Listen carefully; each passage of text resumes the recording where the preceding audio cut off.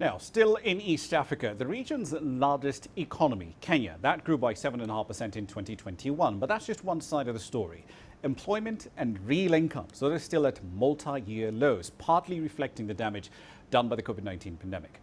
Agriculture, which makes up nearly a quarter of GDP, contracted last year by 0.2%. The Statistics Bureau expects 2022 to be a dismal year for the sector, given poor weather patterns. Manufacturing did rebound from 2020's contraction of 0.4%. It grew by nearly 7% last year. Now, whereas the number of formally employed persons went up by 6%, or about 166,200 in 2021, formal sector employment last year was at a 3-year low. Public sector employment continued to rise unabated through the pandemic, up 2% in 2020 and up 4% last year. At 1.984 million people in 2021, private sector employment was at levels last seen in 2017. And the income side of the equation is also looking fairly grim. Between 2017 and 2021, in that 5-year window, real annual private sector earnings have fallen in 3 of those years. 2020 and 2021 had declines of 0.7% and 3.7% respectively. So put another way, Kenyan households earned less last year than they did in all other years after 2017. Let's pass the numbers now. Kwame Owino is the CEO of the Institute of Economic Affairs here in Kenya. He joins us from the Kenyan capital. Kwame, thank you for your time. Let's start with the growth data. Agriculture contracting last year. Between the bad weather, the surge in the prices of fertilizer and other key inputs like diesel, should we expect another bad year for Kenyan agriculture?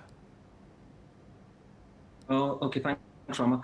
I hope not, but yes, it doesn't look too good because the long rains, which were expected in February, actually came much later, and they didn't come in they're not evenly spread, so there's going to be a deluge over this month when most of the planting had taken place. And being that this is the long rain season, it's affected, obviously, it'll affect overall agricultural output. So the redeeming factor might be that if you have the short rains available, then it might be somehow redemptive. But yes, I think the fact that there's this big delay, almost 3 months delay in when the rain should have started, will definitely have a negative effect. How big an effect should we expect from that? The fact that fertilizer prices have shot up by double digits, 40%, 50% in some cases.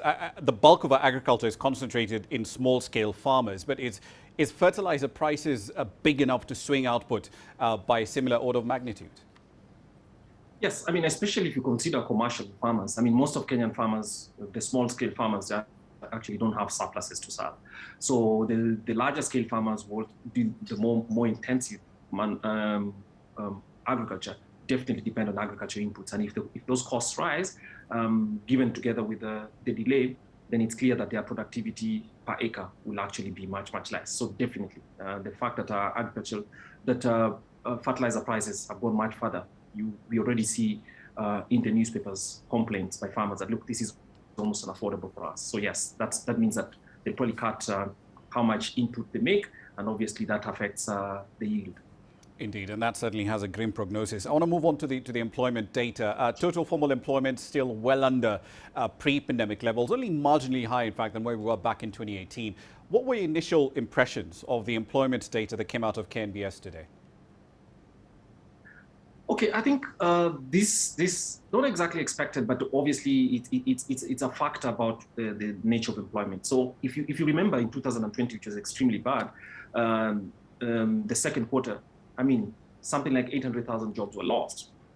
So it's possible to lose 800,000 jobs in a week or a month, but it's very, very difficult to actually recover the same in that same month. So basically, it means that the recovery is still very slow.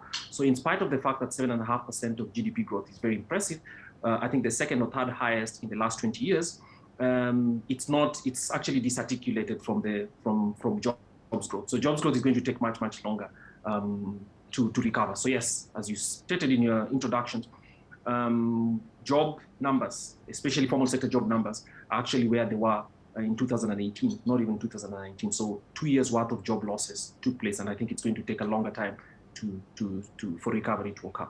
Indeed, and that's just one side of the story, because Kenyans have faced, at least in the last 5 years, 3 years of real incomes declining, 2017, 2020, and now 2021. Walk us through that trend of declining purchasing power over the last decade. Is that just an inflation story, or is it a story as well of the sort of tax policies that we've been seeing in this economy?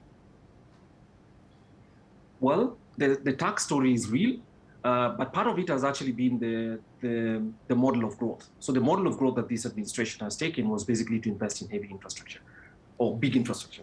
Infrastructure projects with imports, and of course construct very huge roads, a train service and all that. And of course that has the effect of bumping up economic growth, or rather GDP growth, but obviously it does not lead to productivity. And because it doesn't lead to productivity, it does not expand both employment in terms of quality numbers and also in terms of the incomes.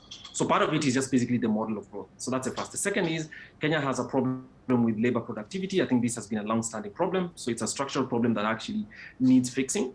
So what that means is that if people are producing less, or rather for the same amount of income they're producing less, then it means that that needs to, whether it's a skills problem, it's the kind of capital that is used, and it's the kind of things that are used, that combination is not working well. So that also is one. And the other is just taxes. Kenya's taxes are mostly labor-based, so that a bigger proportion of the taxes come from labor. So if on the other side there's been taxation on labor, on the other side growth is taking place, but that growth is not inducing greater productivity gains, I think the clash of those two factors actually mean that while households are earning, inflation is eroding earning power, but because productivity is not growing fast enough to undo the effects of inflation, it is where it is. So in obviously 60% of the last 5 years, households have earned much less every year in real terms than they did. So part of it obviously has been that, the effect of all those three factors. Indeed. We'll leave it there for the time being. Thank you very much for your time and your input. Kwame Owino, the Chief Executive of the Institute of Economic Affairs here in Kenya.